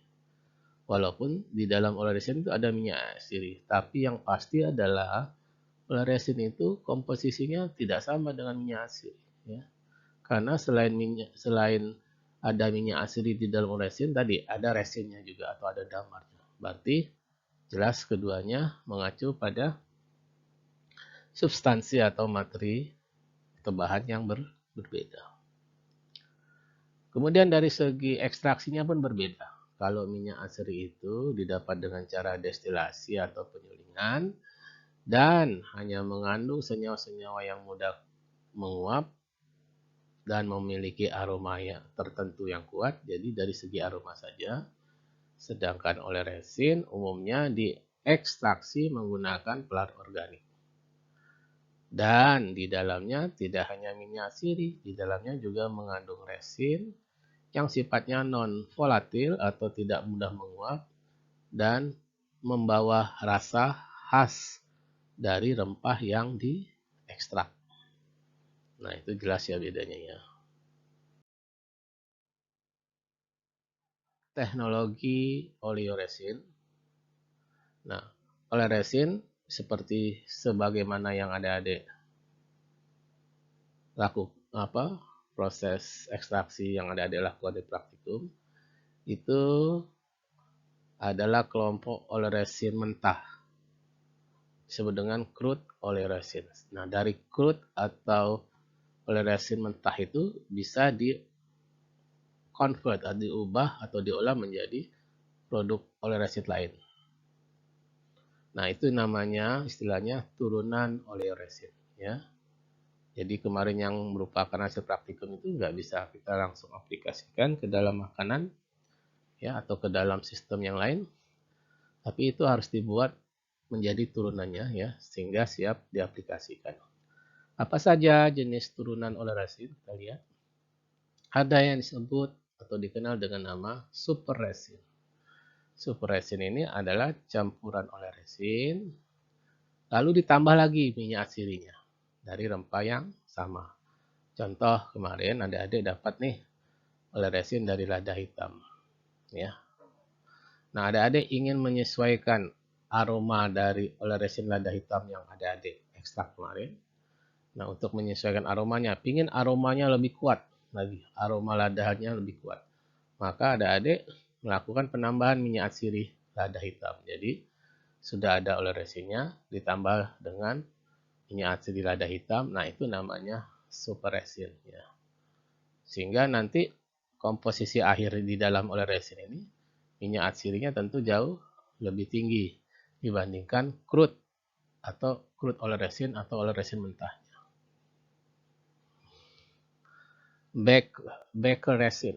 Nah, ini pada prinsipnya sama ya, campuran oleoresin dikasih minyak lagi asiri, namun khusus diaplikasikan pada produk-produk yang akan dipanggang. Misalnya apa produk yang panggang? Roti misalnya ya, roti toppingnya itu mau dikasih aroma dan rasa ya. Nah, itu namanya baker resin. Dari kata bake. Bake ini artinya panggang. Aqua resin. Nah, dari istilah ini jangan salah mengartikan ya, walaupun aqua di sini artinya air, bukan artinya resin yang dicampur air ya, atau aqua, bukan ya. Lalu apa aqua resin itu? Aqua resin adalah ya sederhananya itu kalau kita punya oleoresin ya, crude oleoresin itu ya yang kita dapat dari ekstraksi, itu kita campur nih dengan senyawa, bisa berupa senyawa trigliserida, TG singkatannya, bisa juga digliserida atau DG, bisa juga monogliserida atau MG ya. Kalau trigliserida ini bisa kita pakai menggunakan minyak-minyak nabati ya, misalnya kita pakai minyak sawit, kita bisa pakai minyak kelapa, bisa kita pakai minyak zaitun, bisa pakai minyak jagung. Nah, itu trigliserida. Jadi oleoresin yang crude itu, yang mentah itu kita tambah minyak contohnya ya. Selain tambah minyak, ada yang ditambah dengan lecithin. Lecithin ini ya sama, ini produk-produk lipid ya, dan ditambah asam laktat. Nah, lalu penggunaannya untuk apa? Penggunaannya biasanya untuk pembuatan dasar seasoning ya. Untuk seasoning ya.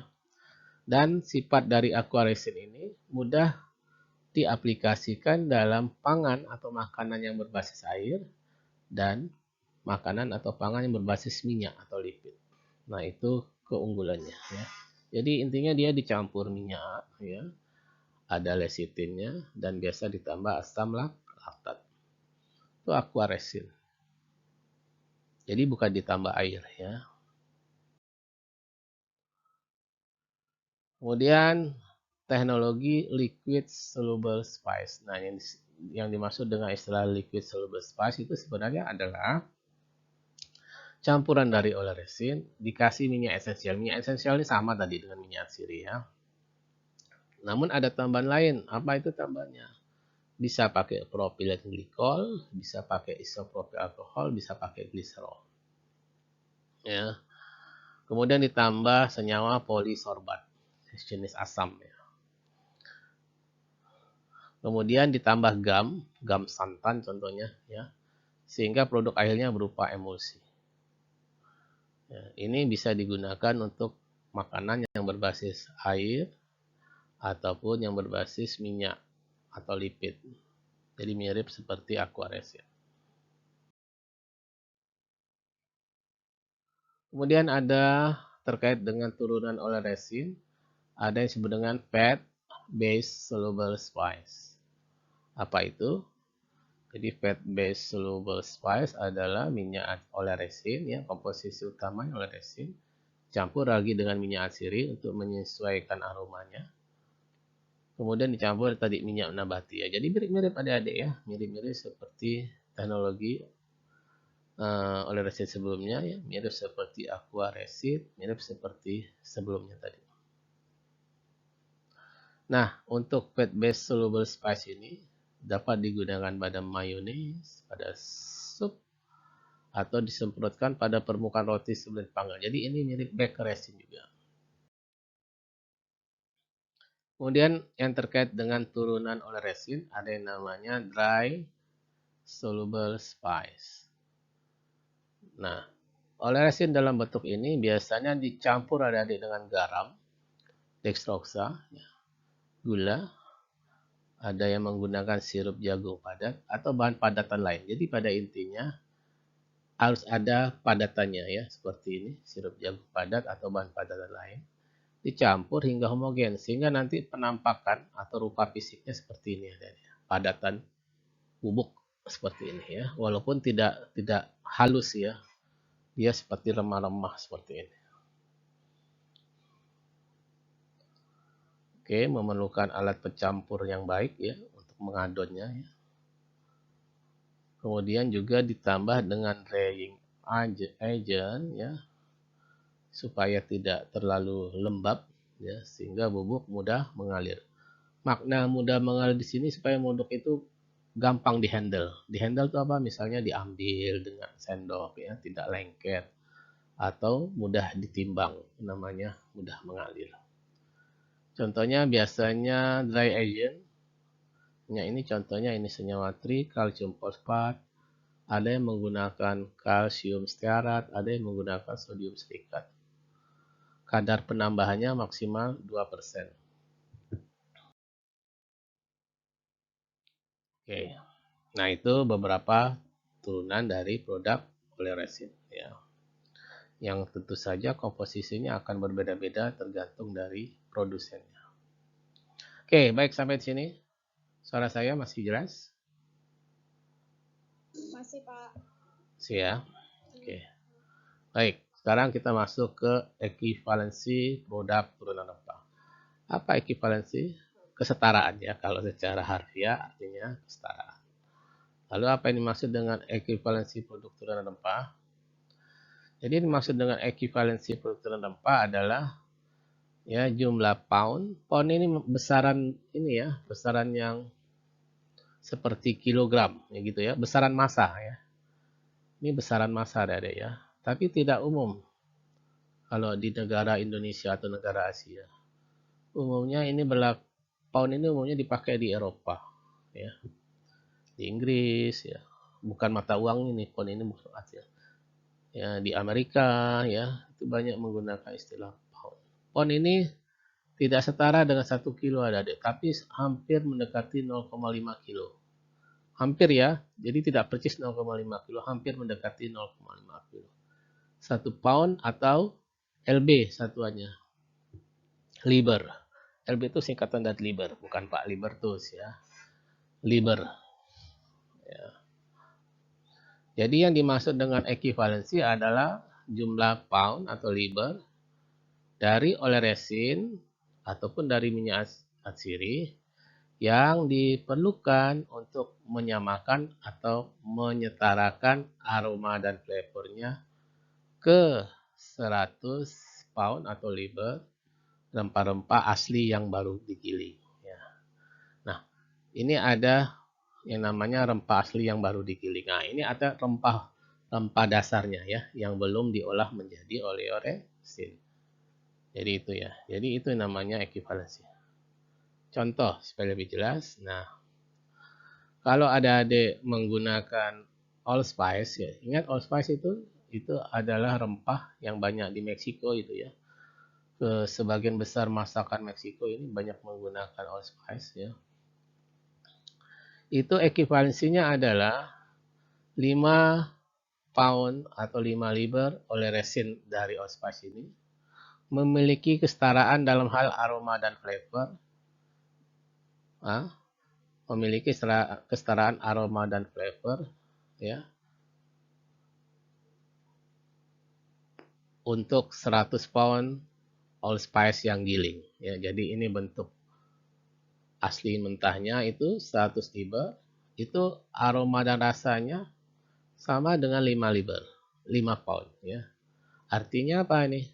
Artinya kalau dalam suatu proses pengolahan kita membutuhkan 100 pound atau 100 liter allspice ya, yang giling ya, yang masih asli ya, belum diekstrak ya. Maka kalau kita pakai oleoresin cukup 5 poundnya saja. Jauh ya. Jadi 5 liter oleoresin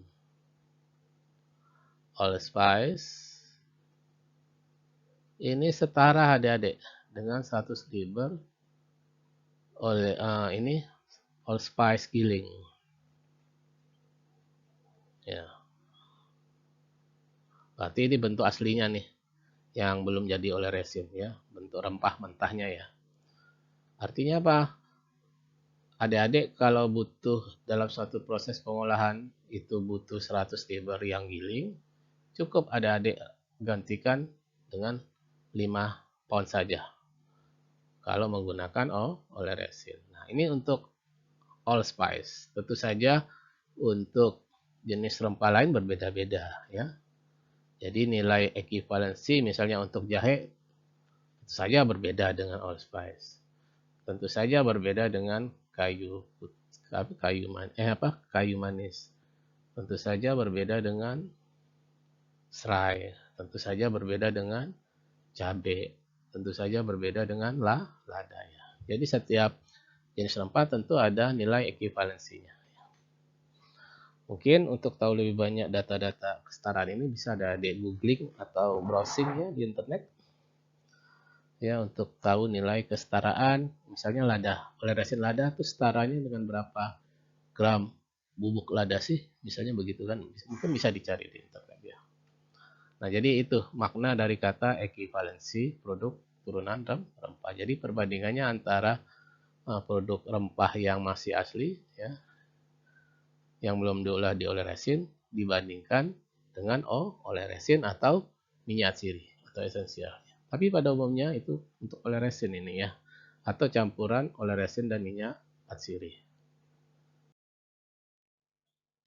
Bentuk oleoresin. Nah, tadi sebelumnya saya lebih banyak berbicara mengenai produk-produk turunan oleoresin ya. Secara umum teknologi yang menyangkut yang menghasilkan oleoresin, turunan oleoresin tersebut. Nah, berikut slide ini adalah kita membicarakan bentuk oleoresin. Penggunaan oleoresin telah meluas, mengakibatkan oleoresin dibentuk dalam berbagai bentuk olahan, ya, diolah dalam berbagai bentuk olahan. Oleoresin banyak digunakan dalam industri pangan, ya, misalnya untuk olahan daging, ikan, hasil laut, roti, kue, dan lain-lain. Nah, adapun bentuk-bentuk oleoresin yang diketahui pertama kita sebut dengan istilah dispersed spices. Apa itu dispersed spices? Dispersed spices adalah bentuk oleoresin yang dibuat dengan cara mendispersikan. Mendispersikannya artinya menggabungkan atau menghomogenkan oleoresin digabung dengan media atau zat pembawa tertentu. Contohnya apa? Contohnya garam, tepung, dan dextrose. Nah, karakter garam, tepung, dan dextrose ini sifatnya larut dalam air. Ya, jadi oleresin bukan langsung dicampur dengan air, tapi digabung dengan zat-zat tertentu yang sifatnya larut dalam air. Apa itu? Ini garam, tepung-tepungan, ataupun dextrosa. Nah, bentuk dispersed spices ini banyak digunakan atau diaplikasikan untuk membuat soft drink, minuman ringan, ya, ataupun makanan-makanan kering, makanan basah ataupun semi padat. Misalnya kue, cookies, biskuit, sosis, ataupun makanan bayi. Bentuk yang kedua, fat-based spices. Nah, pada fat-based spices ini, oleresin bukan ditambahkan ke media yang mudah larut dalam air, tapi justru ditambahkan pada bahan-bahan yang sifatnya non-polar, seperti lemak ataupun minyak, atau minyak nabati. Ya. Sehingga karakter dari fat-based spices ini adalah akan lebih baik diaplikasikan pada makan-makanan yang berlipid atau makan-makanan yang berlemak, seperti salad dressing, saus, ataupun makanan kaleng, ya, misalnya ikan kaleng, ya. Jadi lebih mudah gabung dia, lebih mudah diserap dia kalau untuk makanan-makanan yang berlemak. Jika bentuk atau jenis oleresinnya adalah fat base. Ya. Tapi kalau untuk minuman ringan, soft drink nggak cocok ini adik-adik, nggak bisa. Ya. Ini cocok untuk pangan yang berlipid atau berlemak. Baik itu dispersed spices tadi ya, yang untuk makanan-makanan yang mudah larut dalam air, ataupun fat-based spices itu umumnya tidak dapat disimpan terlalu lama. Karena apa? Karena flavornya mudah menguap. Nah, jenis atau bentuk yang ketiga adalah encapsulated spices. Nah, pada bentuk ini nanti oleresin dijadikan bubuk adik-adik.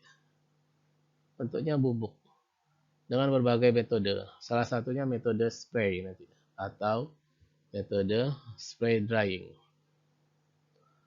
Jadi oleresin yang ada dihasilkan nanti itu kan bentuknya semi padat atau pasta gitu ya. Itu nanti bisa dikeringkan berubah menjadi bubuk. Nah, bentuk inilah yang dimaksud dengan istilah encapsulated spices. Sehingga bentuk ini tentu saja dapat disimpan lebih lama. Ada ya dibandingkan yang fat base ataupun yang dispersed spice. Nah, umumnya disebut dengan encapsulated itu dari kata enkapsulasi. Ya, jadi apa itu enkapsulasi? Nanti senyawa oleresin itu diperangkap adik-adik, dilapisi dengan suatu pelapis polimer, sehingga membentuk struktur yang namanya mikrokapsul yang ukurannya sangat kecil adik-adik, berkisar dari puluhan mikron hingga partikelnya berukuran milimeter. Ya, jadi kecil. Nah, karena kecil itulah nanti secara fisik, secara morfologi itu kita melihatnya seperti bubuk atau powder. Nah, saat ini teknik yang banyak digunakan itu adalah teknik spray dry. Kita ada alatnya namanya spray dryer. Nah, nanti kita akan coba membuat bentuk encapsulated spice ini ya. Jadi dari oleresin yang ada dihasilkan kemarin itu nanti kita lakukan proses spray drying atau pengeringan cepat sehingga nanti hasilnya adalah bubuk.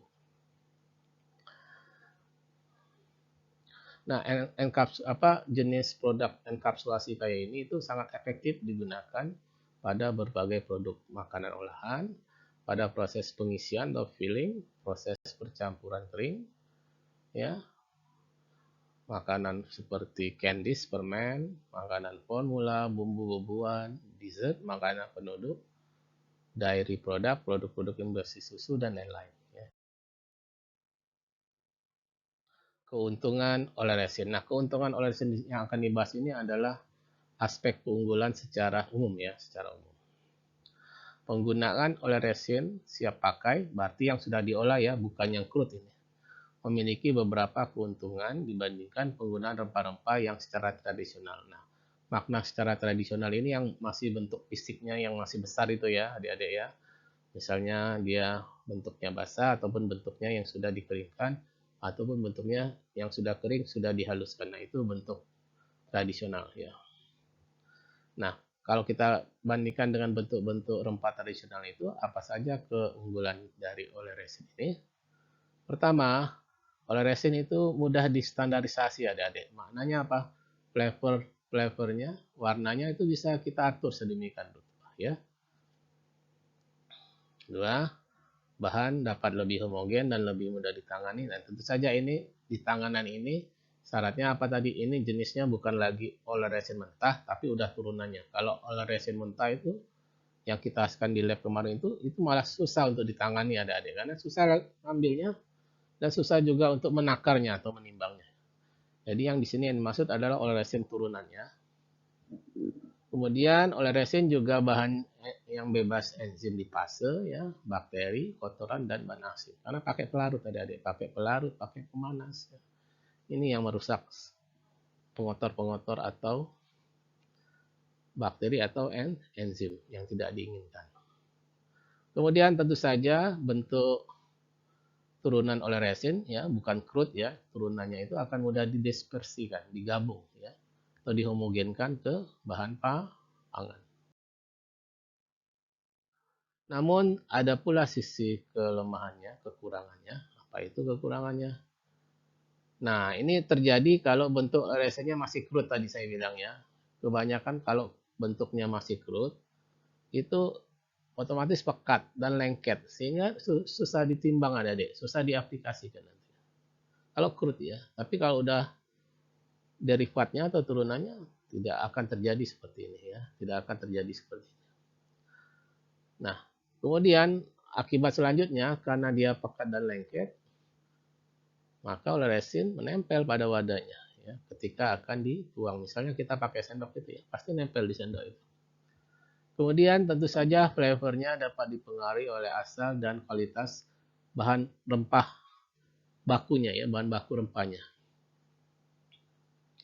Kemungkinan kalau prosesnya terjadi tidak baik ya, masih terdapat pelarut dalam jumlah yang melebihi batas. Nah, ini yang berbahaya. Masih ada residu pelarutnya. Itu kalau prosesnya, terutama proses evaporasi pelarutnya tidak dilakukan dengan baik, bisa saja jadi kandungan residu pelarutnya masih tinggi dan berbahaya kalau dikonsumsi. Metode ekstraksi oleh resin. Nah, secara umum, metode yang sampai saat ini masih dilakukan, resin itu diekstrak sama dengan pelarut organik, sebagaimana yang kita lakukan di lab ya, kita menggunakan etanol. Dibagi menjadi dua cara, yaitu ekstraksi satu tahap dan multi tahap. Nah, adik udah kenal ini, satu tahap, dia ekstraksi atau kontak sama pelarut cukup satu kali. Sedangkan yang multi tahap lebih dari satu kali. Kalau ada adik kemarin, yang mana? Yang ini ya, multi tahap. Karena ada adik melakukannya ekstraksinya sampai 2 kali. Dan bisa diteruskan ada adik sampai kita merasa cukup ekstraksinya ya. Bisa ketiga, bisa 4. Cuman kalau terlalu lama ya jadi nggak efektif juga ya. Karena pelarut yang dipakai akan lebih lama, akan lebih banyak, waktu yang digunakan akan lebih lama. Kan itu letak ketidakefektifannya kalau terlalu banyak ekstraksi juga demikian. Untuk ekstraksi dengan pelarut organik ini tentu saja dipengaruhi oleh faktor jenis pelarutnya. Mengapa demikian? Karena jenis pelarut itu akan nanti berbeda-beda dari segi polaritas dan titik didih. Selain itu juga dipengaruhi oleh temperatur dan ukuran bahan. Tekniknya bisa berupa cair-cair, teknik ekstraksi atau padat cair. Pada cair untuk melarutkan zat yang dapat larut dari campuran. Nah, ini sebenarnya mau saya garis bawahi bahwa ini maksudnya teknik ekstraksi itu secara umum bisa berupa cair-cair dan padat cair. Artinya bukan untuk oleh resin ini untuk mengekstraksi bahan secara umum itu teknik ekstraksi itu ada dua. Ada yang model cair-cair, ada yang model padat cair. Nah, kalau prinsip dari padat cair adalah melarutkan zat padat tadi ya, zat padat yang ada di dalam bahan itu dengan pelarut yang cair atau bahan yang cair. Sedangkan cair-cair untuk memisahkan dua zat cair yang saling bercampur dengan menggunakan pelarut sehingga dapat melarutkan salah satu zatnya. Oke. Kalau oleh resin yang mana? Yang oleh resin ini lebih pada kategori ini ada ekstraksi padat cair. Jadi ada padatan-padatan yang tidak larut di dalam Di dalam rempah itu kita pisahkan dengan pelarut yang cair. Nah, jadi kalau untuk oleh resin kita menggunakan teknik ekstraksi padat cair, bukan yang cair-cair ya. Peralatan ekstraksi oleh resin yang menggunakan pelarut organik ya.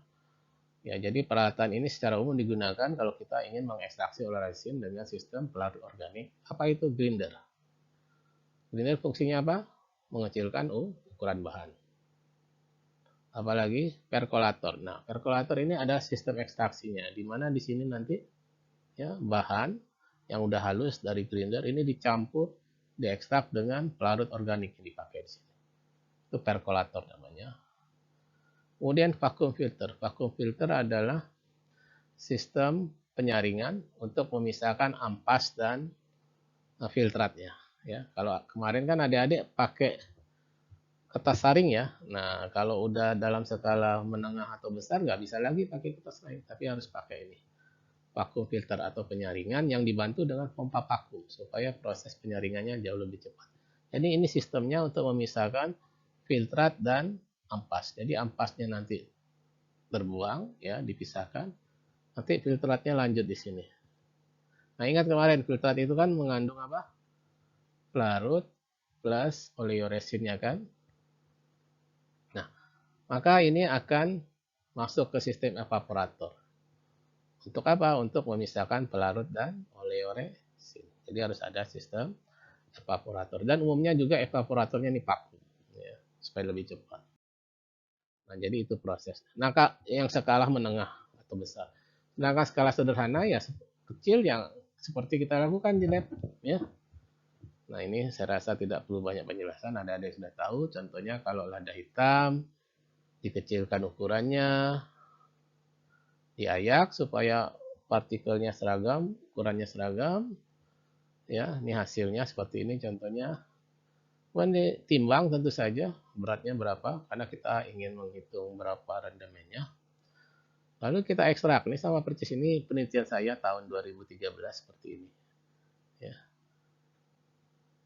Saya ekstrak dengan etanol ya sama seperti yang ada dilakukan. Lalu saya saring ya. Kemudian setelah saring, ampasnya atau residunya saya ekstraksi lagi. Sebanyak 3 kali adik-adik kalau saya ya. Kemudian proses ininya selama 1 jam yang saya lakukan untuk penelitian, itu untuk penelitian. Nah, ini hasil saringannya karena 3 kali ekstraksi atau ekstraksi multitahap. Ada yang 1, 2, 3 saya gabung. Ya. Kemudian ya seperti diduga kita evaporasi, nanti keluarnya adalah kita ingin memisahkan pelarutnya, ini pelarutnya nanti di sini ya. Bisa kita pakai lagi adik-adik untuk ekstraksi berikutnya dengan syarat bahannya sama. Nah, ini hasilnya yang kita dapat dari evaporator ini. Saya pindahkan ke wadah seperti adik-adik. Nah, ini namanya crude. Nah, ini harus diolah lagi menjadi itu tadi turunan. Ya kalau mau ya. Berbagai jenis oleh resin yang dapat diekstraksi dengan pelarut organik. Nah, ini dari hasil penelitian sebelumnya ya. Sehingga diketahui bahwa lada itu kalau kita ekstrak oleh resinnya kurang lebih inilah rendemennya. Tolong adik-adik masih ingat enggak berapa hasilnya kemarin? Nah, tolong dibandingkan nih, lada benar enggak nih antara ini. Cabai lebih tinggi lagi dapat rendemen oleh resinnya. Jahe ya kurang lebih lada. Kunyit jauh lebih sedikit. Pala, nah ada enggak yang pala kemarin? Pas ini saya lupa. itu secara hasil penelitian sebelumnya itu bisa lebih banyak dapat resinnya. Cengkeh ya kurang lebih kunyit, kita tidak lakukan. Kayu manis 10 hingga 12%. Ini yang kemarin lengket ya, lengket sekali. Nah ini hasil ya, ini hasil penelitian sebelumnya. Ya ada ya bisa, yang ada praktikum itu bisa sama bisa tidak, tergantung nanti dari efektivitas proses yang dilakukan. Jadi ini gambaran bahwa rendemen itu bisa berbeda-beda tergantung dari jenis rempahnya dan juga tergantung dari metode prosesnya juga. Prospek penggunaan oleh resin. Oleh resin tentu saja prospeknya sebenarnya baik adik-adik ya, untuk tujuan ekspor ataupun untuk penggunaan dalam negeri. Saat ini kalau secara global dunia, oleh resin itu lebih banyak dihasilkan oleh negara-negara di Eropa karena mereka punya modal dan teknologi yang baik ya dibandingkan dengan negara-negara seperti Indonesia ya. Nah, umumnya dapat digunakan untuk parfum, kosmetik, flavoring ya, untuk flavor maksudnya. Ya. Bisa untuk bahan olahan daging, susu, keju, snack. Bisa sebagai bahan aditif, bahan tambahan untuk produk parfum dan obat-obatan.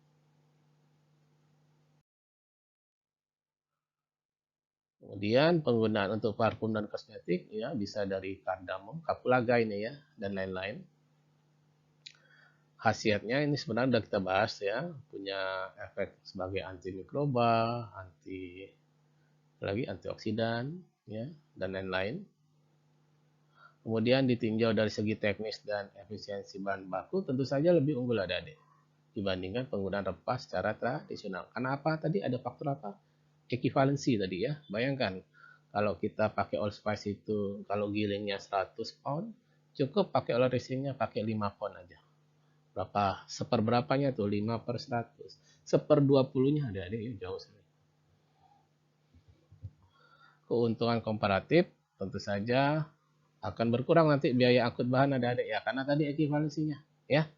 Pakai 100 gram giling sama dengan pakai 100 pound sama dengan pakai 5 pound ya. Tentu saja mengurangi biaya angkut dan tentu saja juga mengurangi ketersediaan tenaga kerja ya karena kalau menggunakan 100 pound tentu tenaga kerjanya akan berbeda dengan yang hanya pakai 5 pound saja. Berkembangnya industri convenient food, istilahnya makanan mudah seperti makanan bayi, bumbu siap pakai, jahe instan, dan beberapa jenis soft drink mendorong terciptanya industri oleh resin di Indonesia tentunya.